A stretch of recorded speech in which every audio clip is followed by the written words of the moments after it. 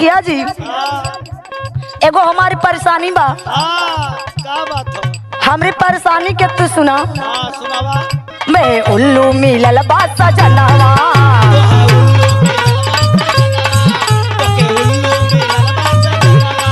नहीं मानेला मोर कहनवा।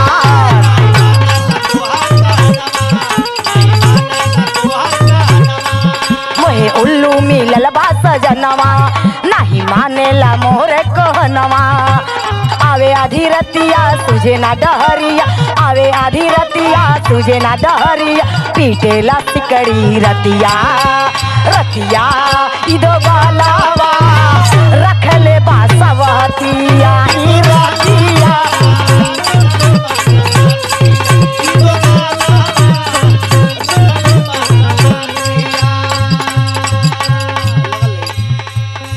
ए मुखिया जी। हाँ बोलिए। एकदम ई सर झूठ बोलता।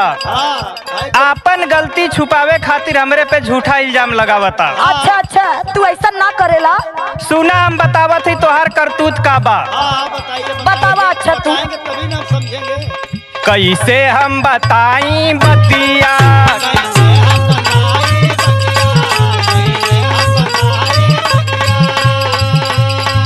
हमरा से करे ई घतिया, हमरा अच्छा अच्छा हम कौन घटिया करीला बतावत है। कैसे हम बताई बतिया, हमरा से करे ई घतिया। बात नहीं सुने तनिको ना गुने, कौनो के ले ले बफसाई। हई फुहरिया से न बीत पाई, पगारिया देत बाडुमाई, पगारिया देत बाडुमाई।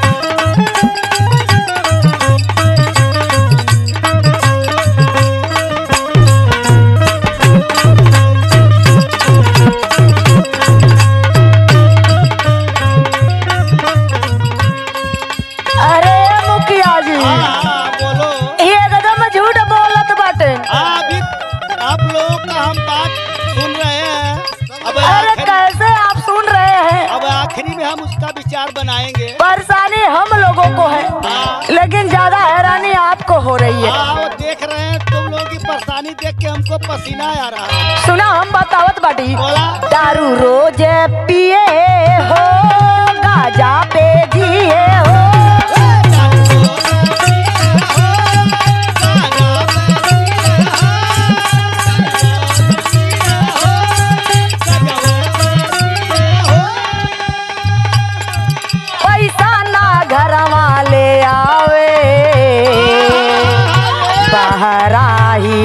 सब लूटावेले। नहीं देवे कपड़ा घर पे ना खपड़ा, बरखा में होला फजियतिया फजियतिया ईद वालावा रख ले बासवतिया गरावा।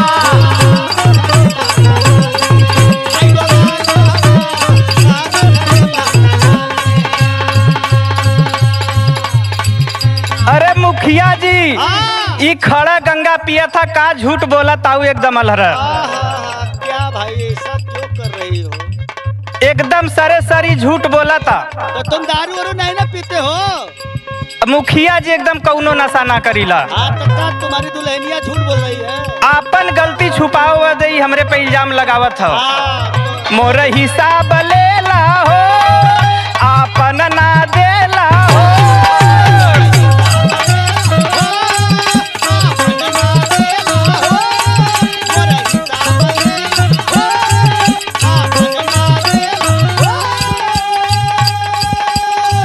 मोर हिसाब लेला हो, आपन ना देला हो। जल कर कवन कमाई, एको पैसा ना देखाई। तनिको सहूर बा दिन रात करे चौकियाई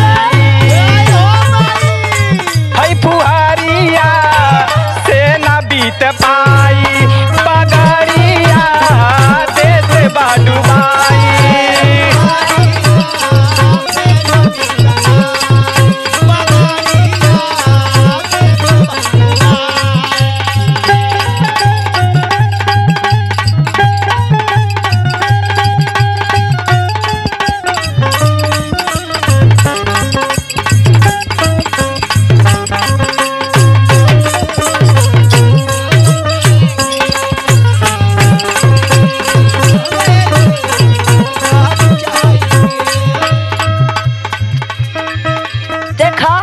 मुखिया जी हाँ सरासत गलती हमारे कुल देत बट इनके शर्म ना लगत हो हम कहाँ गइल रहली कि इनकर पगड़ी डूबी गई। हाँ तुम लोगों के बात का एक एक हिसाब लिख रहे हैं। हम 1 रुपया का हिसाब ना लेला शर्मा जी।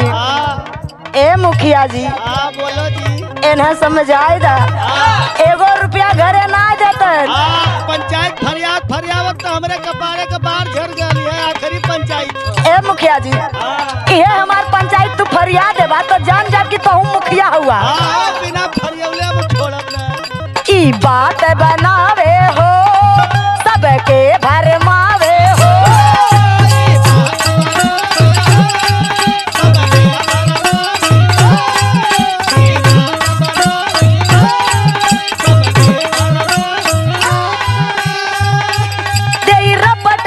के लिखवा